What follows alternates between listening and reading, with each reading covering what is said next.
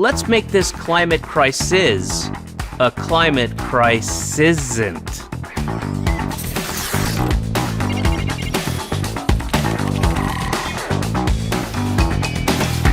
Hi, I'm Michael Oppenheimer, professor of geosciences at Princeton University.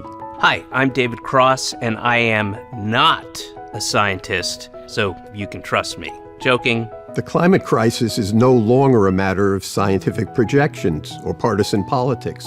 It's well and truly here. Heat records are being broken all around the world.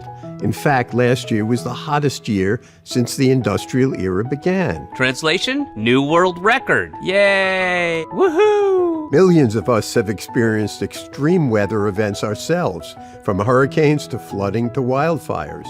Global warming makes many such events much more frequent, as well as significantly more devastating. Pretty soon, Netflix are going to switch all their disaster movies into their documentaries section. These unprecedented weather events are already occurring at 1.5 degrees Celsius of warming. Most scientists anticipate we're heading for 2 degrees at the very least, if not 3 degrees. So what we're seeing today is just the beginning. So this is just the tip of the iceberg. And you can Google what an iceberg was. At this rate, we'll see cascading real-life impacts, including crop failure, food shortages, extreme heat, as well as huge economic costs, not the least in the insurance markets. We could collapse and die from extreme heat. We could starve to death due to crop failures. Or we could lose our home insurance. I don't know which one's worse.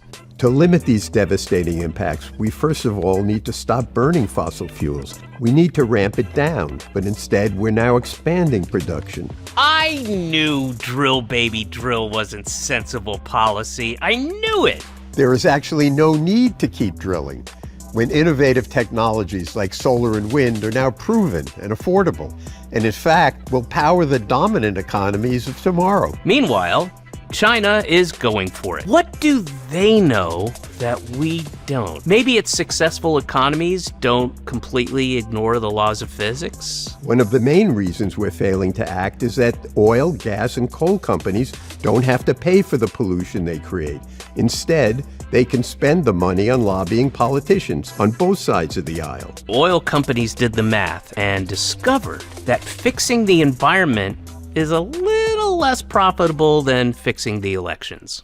We're at a critical point in human history with a short window before things spin out of control. At this rate, we're not going to pass on to our kids the same incredible earth on which we've thrived.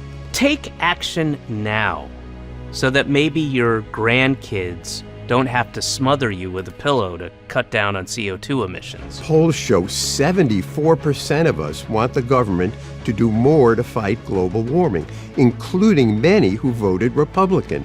We all need to step up the pressure. Go and meet your representatives or call them and tell them you fully expect them to act on climate change.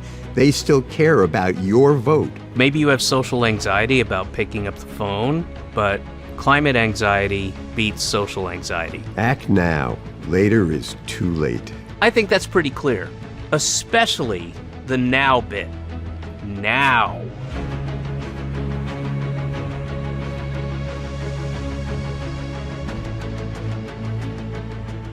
There you go. No, that's not mine.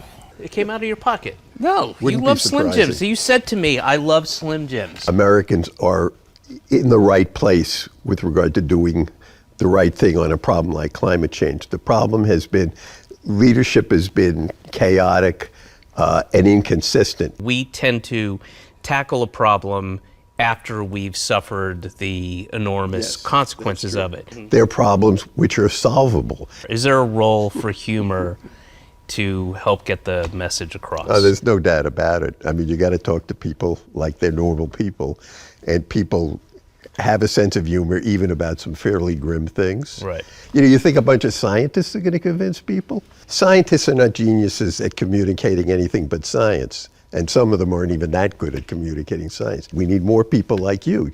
Well, it's an interesting point, specifically the positive things you've said about me. Mother Nature will win eventually, basically, because the evidence will be so undeniable. You can't beat reality.